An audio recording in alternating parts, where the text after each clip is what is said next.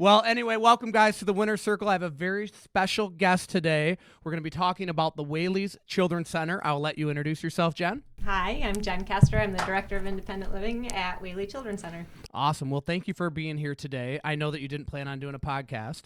That's okay. But hey, when in Rome, right? So let's just, I wanted to bring some awareness. Obviously, you came and visited our team meeting today to talk about our involvement with Whaley. But I thought, well, another opportunity for us to bring awareness to Whaley is through this podcast. And so tell us just kind of, for the people that don't know Whaley's Children's Center, tell us the view from 30,000 feet on what you guys do. Sure, thank you. Whaley Children's Center is a residential foster care facility for youth ages 5 through 17 who come to us from all over the state of Michigan due to severe abuse and neglect. So they have had about 5 to 8 placements before they come to us, and they need that extra support that we offer. And in our situation, they live with us 24 hours a day, 7 days a week. We have 42 kids on our campus and in our group homes like I said, come to us through the state of Michigan.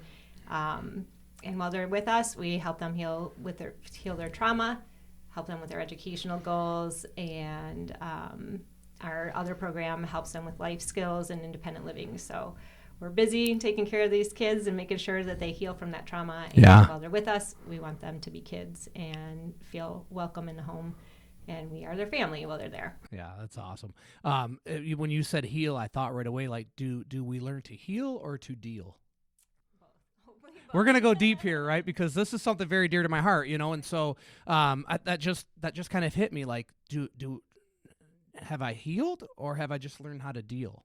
That's a good question. We hope there's some healing involved in it. I mean, the trauma runs deep, right? So. And it always is going to live with you. It lives in the oldest part of your brain. So, hopefully there's healing and definitely dealing. Yeah, definitely. Well, so again, Whaley's Children's Center, we've, and really oddly enough, my grandparents, who are both passed, used to be very involved with Whaley. And so as, our business has grown and I saw an opportunity to get involved with Whaley, that was just kind of like, it was already implanted in me. But really what drove this was we were at the Tux and Tennies event, which you mentioned earlier today as well. There too. You were there when I was there? Story was oh, really? What hook, line, and sinkered me. I was at that event. Really? My first experience with Whaley, and you told your story that evening, and that I was in. Started volunteering there the very next Monday. Wow. I did not know that.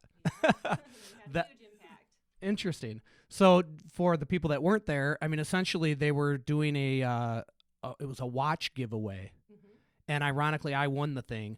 But, so again, Whaley's Children's Center in Flint, Michigan, taking care of, and I mean, I would say, how would you say that? Like you're essentially raising children that have been abandoned, abused, etc. But I was sitting there because they were playing that video about all of these kids, and I'm just sitting there crying because I know it all too well, right? And so that's kind of what drove me to get involved with Whaley on an extended period. So I didn't know you knew that, or I didn't know you were there. So I don't have to explain it to you, which is great. Very compelling story. Well, thank you. And so, but it's a very true story. And I think that, in that moment, everybody's there eating and having their drinks and having fun while these children are telling a little bit of their story on video. And what I came to understand was like, these kids don't want your sympathy. They're open to having help. Right? They want. I don't know how I phrased it that night because honestly, I felt like God was speaking through me. I don't even remember talking about it, but I just remember crying and my wife rubbing my hand, and the next thing I know, I was on stage speaking.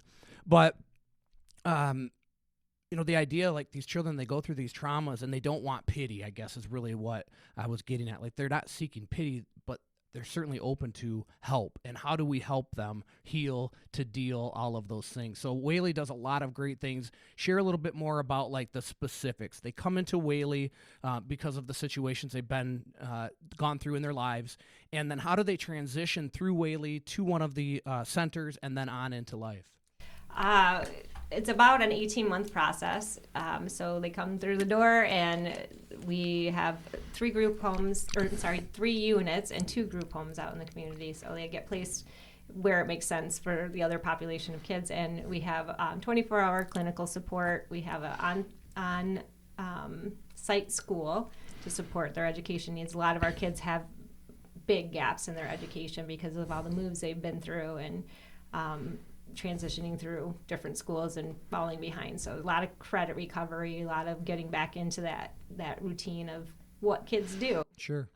We had a kid come to us at one point in time who hadn't been in school since the 4th grade, and he was 17. So tons of catching up, of like leveling the playing field with other kids, out just trying to keep them moving forward. So healing with that clinical piece, education, and then we have 24-hour support of staff on site all the time. So they have somebody that they can lean on when they're having those moments. Most of the time they're just normal kids who've been through normal stuff, and we're just high-fiving and having good days. But when we have those moments where something triggers them and they need to work through it, that's what we're there. Yeah. I always think about, again, from experience, I feel like kids are very resilient, but with that resiliency, I feel like when you talk about healing and dealing, like you have to build up this wall because that's how you self-protect, right? That's what I did. I built up this wall essentially. But the thing is, if you don't deal with it, you carry that wall forever.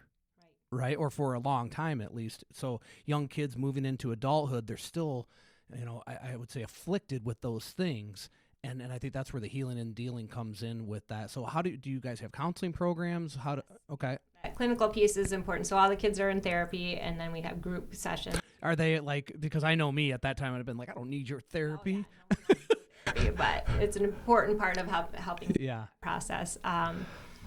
And then we have lots of other programs. We have mindfulness that we have a mindfulness instructor who works with the kids on the daily. And what does that look like?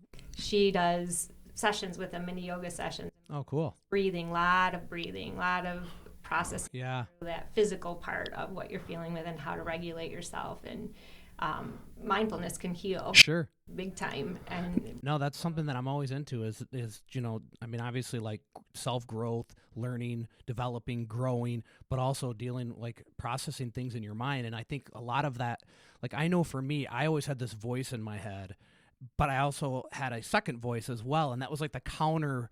It was like a boxing match going on. I'd have the bad voices, and then I'd have the good voices trying to override the bad voices. So I think that's really cool that they're doing that. It's something that I don't think people do in general enough. Right. It's super. She is wonderful. Yeah. And it's very helpful.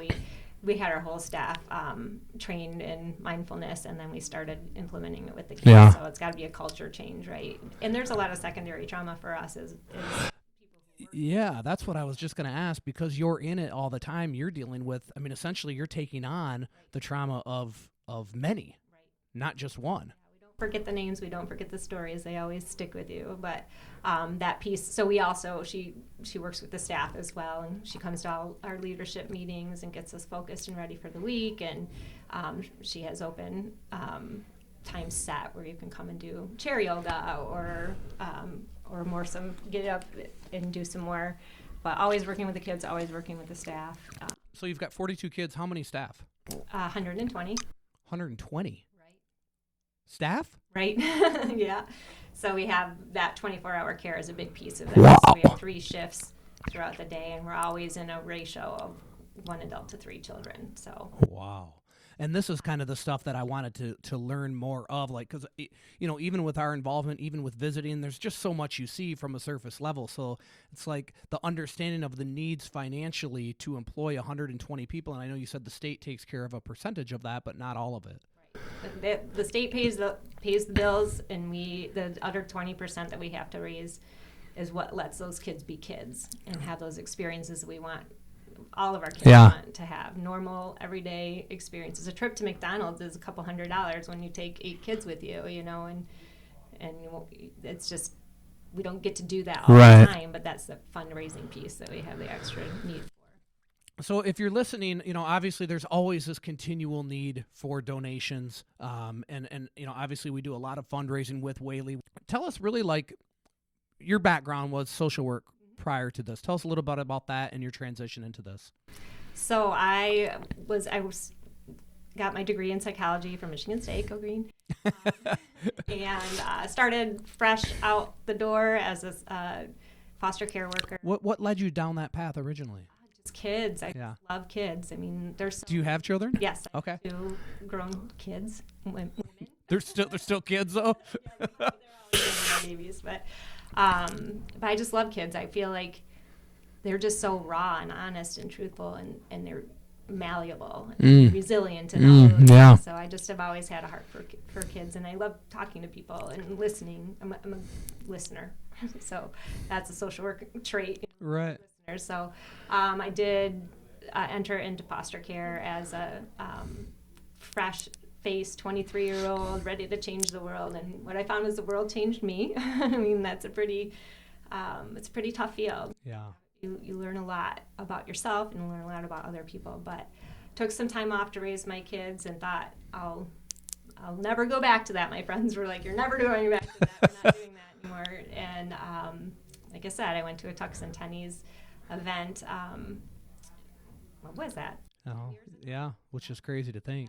10 years ago, and that just broke my heart right open, and I had to get back involved, and so that led into a position there. You started volunteering initially. I volunteered for I think 7 years, and anything and everything. I was always there to help, and loved hanging out with the kids. In fact, I met a kid who was 16 while I was volunteering, and she's now 23. She's still my girl. She texted me last night, so we've had a fun ride growing up together with her. Yeah. Learning a lot. She teaches me a lot about the program that we're working on now, which is the independent living program. Oh, very good. So you can go to her and say, "Hey, how could this have impacted you differently?" Yeah. How do we do this better? Right. Right. We're always looking to do it better. Very cool. Very cool. So we have this new house being built. Tell us a little bit about that, because I know it gives you an opportunity to separate the ladies, or the boys and the girls, I should say. They're all under 18, so they're still boys and girls, young adults. Gives you an opportunity to separate them. And tell us a little bit about what that looks like and the money needed to do that. Right. So there's a huge need for youth in transition, so kids that are aging out of foster care, and they don't have anywhere to go. Our kids were coming back to us just floundering, unemployed, involved with the law, drugs, early pregnancies, all of those things. Every statistic that you could put out there, that's what is the reality of what happens to kids when they're aging out of care. They don't have the support system that most of us. And can't that be as simple as ongoing mentorship? I mean, to a point. I know that's not the solve of everything, but that's kind of what we were talking about earlier, is how do we get involved? Because listen, raising money is great, and money is something that's always needed, right? We talk about this a lot in business. Like you heard us talk about it today. If you focus on taking care of people instead of chasing money, the money will take care of itself. At the same time, money is needed to do things. Right. And then there's this other piece that I think is needed as well, which is human interaction, human contact, one-on-one mentorship with people. Showing up. These kids have had people leave their lives, their entire life. One of our kiddos has been in care since he's 11. He's turning 19. 11.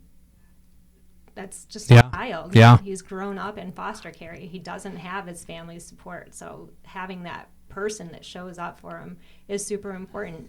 And when we're that person, that's great. But somebody coming in from outside of the world and showing them other ways to do things that isn't their worker is so valuable. Yeah. Important. They need adult support. They need that person they can lean on. Well, I think everybody does. Even I'm 51, I still need someone to look up to and something to strive for. Right.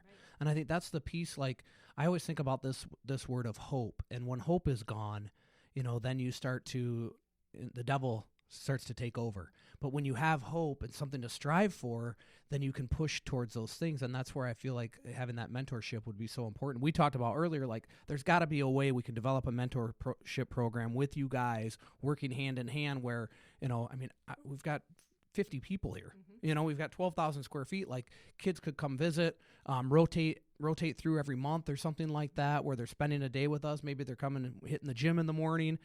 We do the gym. We do a little prayer session afterwards.